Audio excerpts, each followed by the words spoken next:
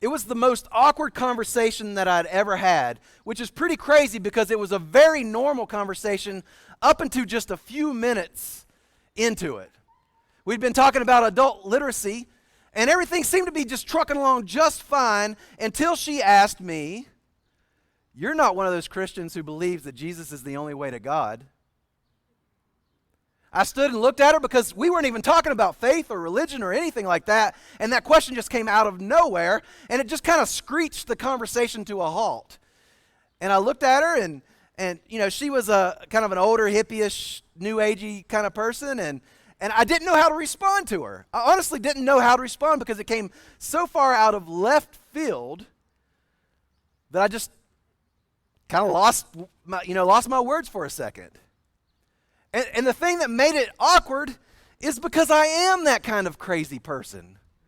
I do take Jesus' words literally. I do think that he is the only way to God. And so I didn't know how to respond to that. Initially, I thought I could just say, yeah, I am that kind of person. Or even more fun, I thought about jumping around the room and foaming at the mouth to act like a crazy person so she would have some action to go with what she assumed. But more than anything, I was curious to know where that statement came from. Why did she think what she thought? And so, instead of saying anything, I just asked her a couple of questions because I really wanted to know where she was coming from. And to make a long story short, her statement that she made, or question she'd asked, came from an assumption. She assumed that if I believed that, then I wouldn't be doing the things that I was doing. I'd been volunteering for 1 day a week in this adult literacy program to help adults learn how to read. And in her mind, if I believed that, then there was no way in the world that I would ever care about if adults could read. And the conversation went on longer than that, and she assumed that if the wind is blowing, that if I believed that way, then I couldn't care about anything socially. That I didn't care about people who are poor or people racial injustice. I didn't care about any of those things, and much less literacy rates of adults. Because in her mind, she had never seen people who said that helping in the way that I'd been helping. And she went on to say that she had served in so many different ways in the community and the neighborhood, and so many ways that she poured out her life. And because she was trying to make the world a better place, and she didn't see how a person that believed what I believed could make or work to make the world a better place. What will make the world a better place? That's an important question. It's an important question for a lot of people. I hope it's a question that you think about, at least semi-regularly. And the answer that you give is often related to the way you think about the world and what you think about the world. Because depending on what you think is wrong with the world, it shapes how you think the world will be a better place. Here's a couple examples. If you see religion as the problem with the world, then your solution is that a world without religion would be a much better place. If there's different social issues that are the problem, if we can just fix those social issues, then the world will be a much better place. For many, if you just get the right person into political office, the world will be so much better. To a little kid, and to me, the solution is ice cream. Lots of it. Probably too much of it. So many different answers to the question, what will make the world a better place?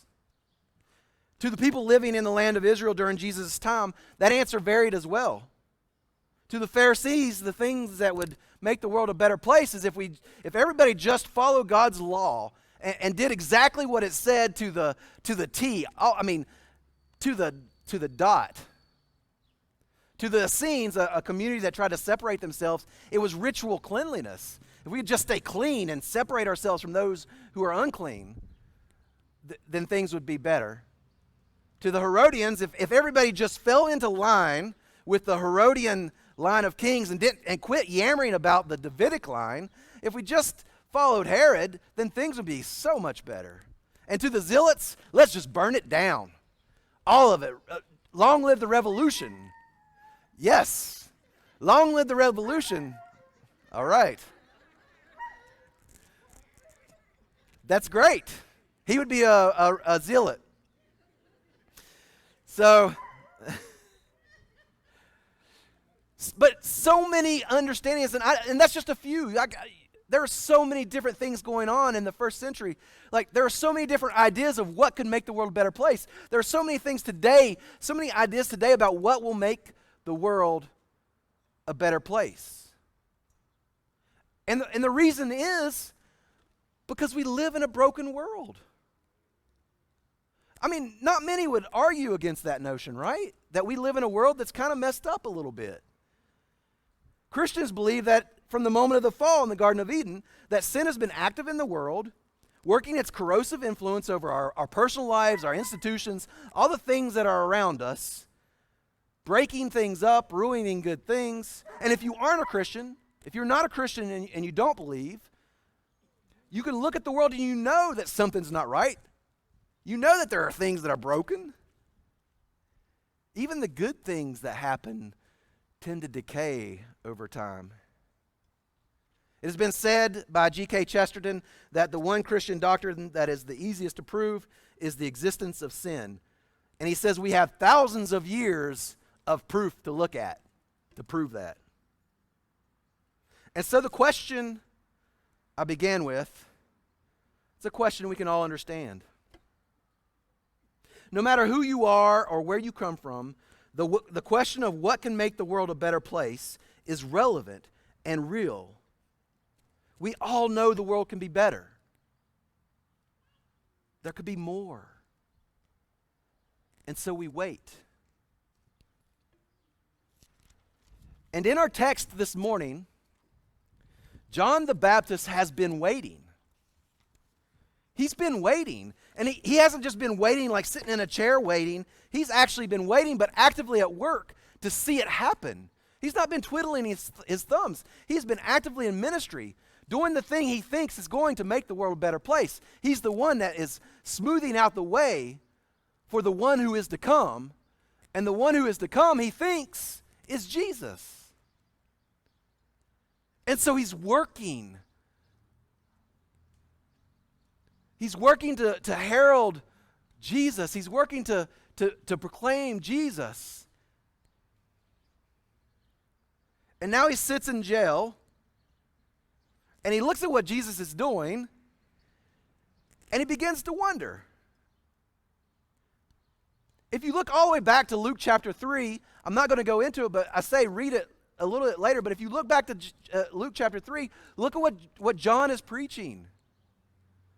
He's talking about broods of vipers, axes laid at the root of trees. He's talking about the one who's coming with a winnowing fork in his hand for judgment. And so John sees what Jesus is doing. He actually sits in the prison of the king of all the vipers, the brood of vipers, and he's wondering what's going on. Because he sees what Jesus is doing, and what Jesus is doing doesn't seem very judgment-like. And so he begins to wonder, is Jesus the one? And so he sends his followers, who ask Jesus in verse 20, are you the one who is to come, or should we expect someone else? Are you the one that I've been preaching about, or have I been wasting my time? Am I rotting in prison because I've wasted my time? He has doubts. And in those moments of waiting, he wonders if his work has been in vain. As he is locked up, subject to the oppressive forces of evil, as all that is wrong in the world exert control over him, a little bit of doubt creeps in. It can happen to any of us. A little doubt here, a little doubt there, a little bit of suffering, can often promote and prompt that kind of question. It can send us in a tailspin of questions after questions. Why am I going through this? Why is God letting this happen to me? Why does so much bad continue to happen in the world and remain seemingly unchecked? Things seem hopeless or useless. What's it matter? Is Jesus the one? And doubt works its way in, and questions come. Have you ever been in that kind of place? Have you ever been there? John the Baptist was there. But the problem isn't doubt. It's what we do with our doubt. And John the Baptist brings his doubt to Jesus. And he asks, "Are you the one?" And Jesus' answer isn't shame on you for even having a doubt, shame on you for sitting in prison and wondering, how dare you question me? That's not his answer, and his answer is not a simple yes either.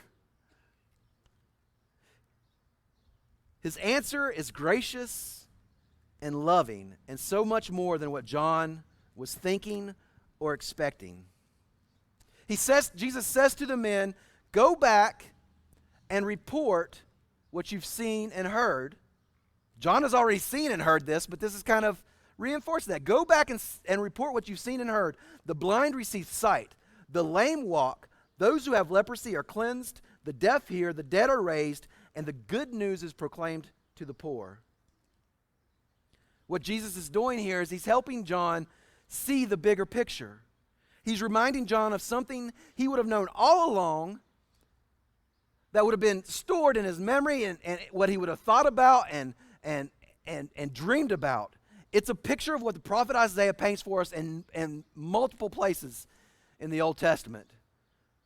It's a picture of when God's paradise, when God's rule is fully manifested. And I want to read from Isaiah 35 as one of those places. Isaiah 35, verses 3 through 9. "Strengthen then the weak hands, steady the shaking knees. Say to the cowardly, be strong, do not fear. Here is your God, vengeance is coming, God's retribution is coming, he will save you. Then the eyes of the blind will be opened, and the ears of the deaf unstopped. Then the lame will leap like a deer, and the tongue of the mute will sing for joy. For water will gush in the wilderness, and streams in the desert.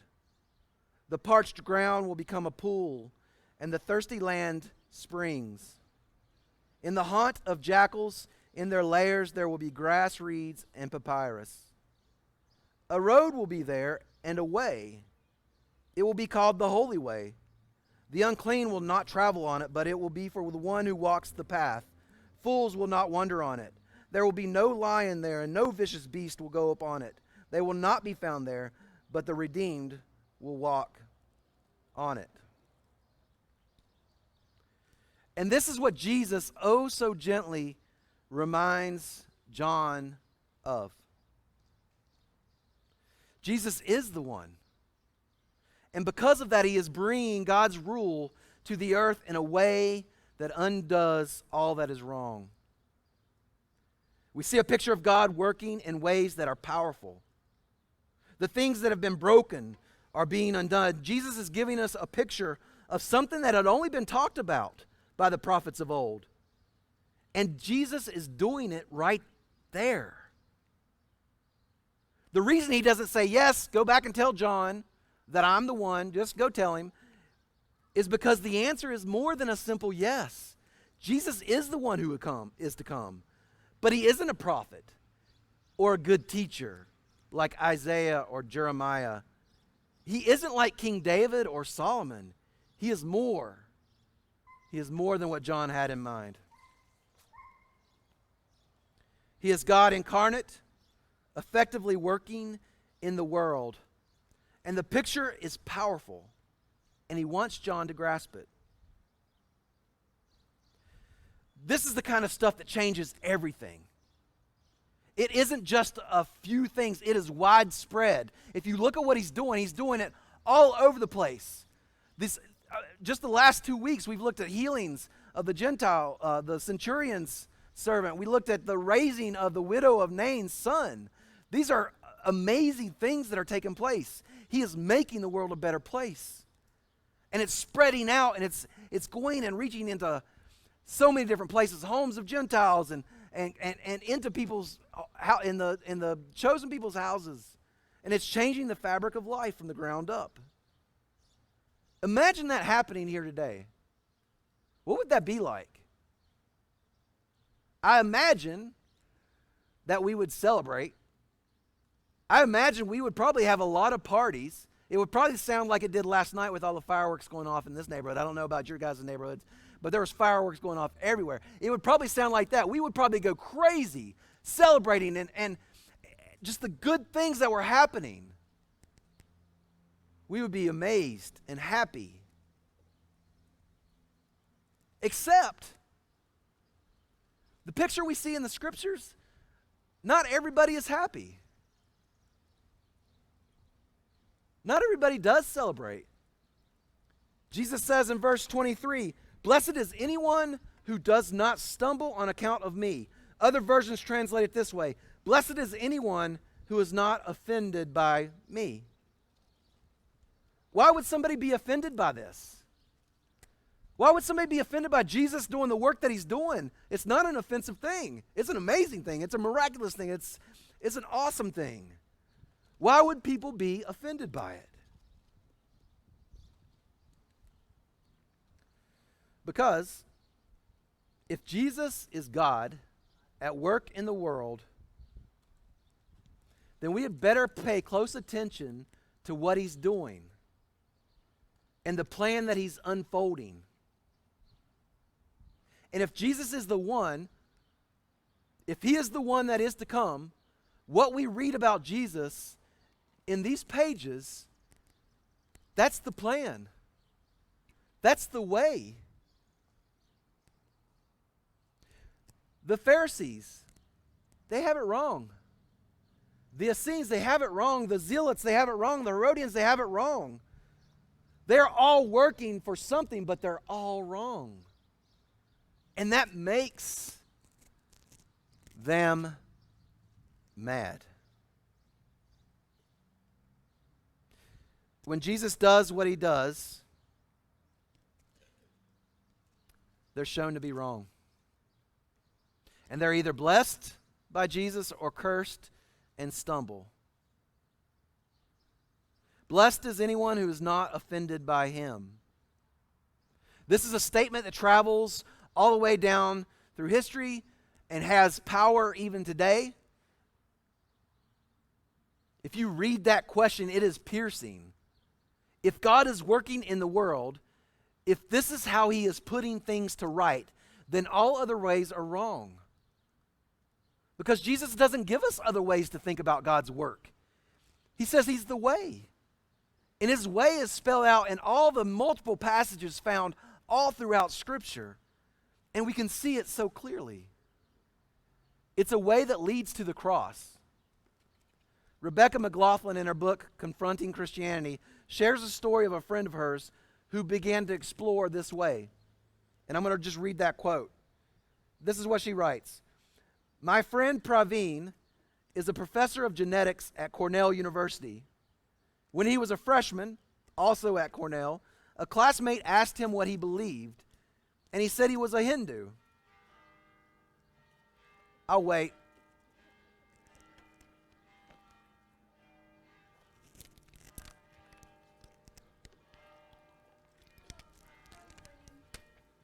Hey, what's up, buddy?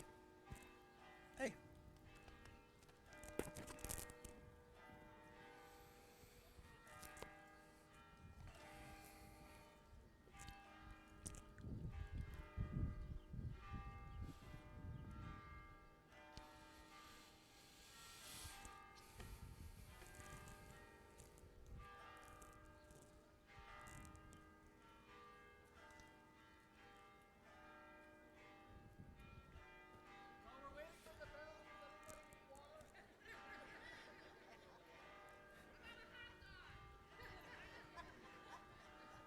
This is the seventh inning stretch.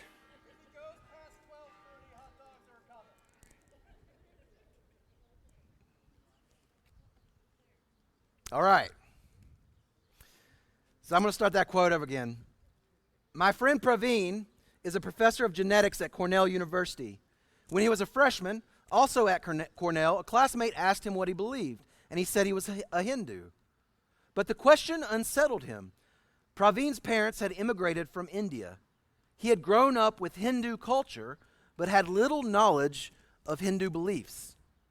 So he started to explore. Praveen dug into ancient Hindu texts and appreciated their richness, but the process sensitized him to the fact that other world religions made different truth claims. With the mindset of a budding scientist, he did not want to assume that the religion he had inherited was right. So he explored other beliefs and read other religious texts. In the Gospels, Praveen found something that surprised him. Jesus was the supposed hero of the story, but at the climax of the tale, he hung naked, disfigured, and pathetic on a cross, quite unlike the Hindu superhero Krishna. But somehow the power inversion of this crucified man attracted Praveen. After months of reading, questioning, and sifting through evidence, he started following Jesus. He writes this: becoming Christian had nothing to do with rejecting my Indian heritage or being called by a different name. Rather, it was about embracing God's interwoven presence in the history of mankind, Christ's love and sacrifice for us, and our desperate need for Him. It is in Jesus that God is at work in human history. It is judgment, but it's judgment through the lens of the gospel. Judgment on our behalf so that we don't have to face it. Judgment that He carries to that cross. So I want to close with 3 applications, and then we'll get out of the sun. The first is this: start with Jesus. Jesus is God at work in this world. He is the plan. He is what makes this world a better place. It all should start with Him. Are you searching for different answers? Are you looking in other places for what makes the world a better place? I suggest start your search with Jesus. Start your search with Jesus. And if you start with Jesus, if that's your starting point, then He can take you into so many other places. He will begin to heal you and work in your life and begin to transform you. And you will begin to see other places where you can engage in the world, and it will make a better place because He'll be working it out through you, through the Holy Spirit. So start with Jesus. The second thing is you let Jesus shape your life and your passions. When you follow Jesus, you enter into His kingdom, and you let His rule reshape your vision as a member of that kingdom. You give yourself like glasses, new glasses to see the world by. And how might that work? It can work in different ways wherever you are. The places you work, the places you live, your neighborhoods, your families. It can play out in so many different ways. I heard a story from Roberto Guerrera about the way he helps people think through that. He tells people who are trying to figure out, how do I follow Jesus at work? He says, imagine where you work, your place of employment, your industry. Imagine that the CEO of that place is Jesus. And what would He tell you to do? And Guerrero shares this story. He did this one time with an executive at Goldman Sachs in New York City. And he asked him that question, and he said the executive immediately said, well, probably my salary would be cut in half. Because he began to think about how Jesus would think. And it's not about profit, but about people. And it would affect the whole company. And then that would trickle down to how much money he made. And he said, that's not an easy thing. But that's the way it begins to work out in people's lives and workplaces. And when we begin to do that, when our life and our passions are shaped by Jesus, he shapes us to make the world a better place. It's how we treat people. It's what we do with our neighbors. It's what we do with each other. The whole thrust of our lives changes. And here's the third application. What is your story? Have you ever sat down and thought about that? If you are a follower of Jesus, have you ever sat down and traced where he has taken you? From the moment that you said, yes, I will follow you, to now, have you ever sat down and just thought through your life based on that? Because I guarantee that if you've been following Jesus, your life will look, one, completely different than you ever expected it to, but you will see the places where he's taken you and the way he's affected how you interact and treat other people. Years ago, I was riding in a car with one of my good friends, and like out of nowhere, we're riding, and this is a good kind of awkward conversation. Out of nowhere, we're riding, and he's like, why do you have it so good? He had been in prison, substance abuse, like lost jobs, like couldn't do anything. And he was kind of at the bottom, like rock bottom, and he said, how's your life so good? And I said, I'm not trying to be cheesy or trite or cliche, but except for Jesus Christ in my life, man, I would be in the same exact place as you are, maybe even worse. Because I can see how God has shaped my life and the decisions I've made, the things I've done. And I guarantee you that if you look at your life, you will see that as well. And share that story. Share that story with people around you. I want people to know Jesus because he changes things. The gospel changes things. It shifts the answers to the question, what makes this world a better place? Off my shoulders, and puts it on the one who's already done the work. The blind receive sight. The lame walk. Those who have leprosy are cleansed. The deaf hear. The dead are raised. And the good news is proclaimed to the poor. And blessed is the one who's not offended by him. It's in Jesus. Pray with me. Lord, I pray that you would guide us, that you would shape our lives to be at work in this world, doing the things that you want us to do, that through that work, this world would become a better place, whether we're in the workforce or at home, between jobs, after jobs, before jobs, in our neighborhoods, Lord. I pray that you would just work in our lives and shape us. I pray that we'd start with you, that we would let you shape our lives, and that it would become a part of our story, and that we would share it with those around us so that they could see, so that people can see how awesome you are and what you've done. Pray that as we go here from here today. I pray that as we go into our week, our month, the rest of our year. In Jesus' name I pray. Amen.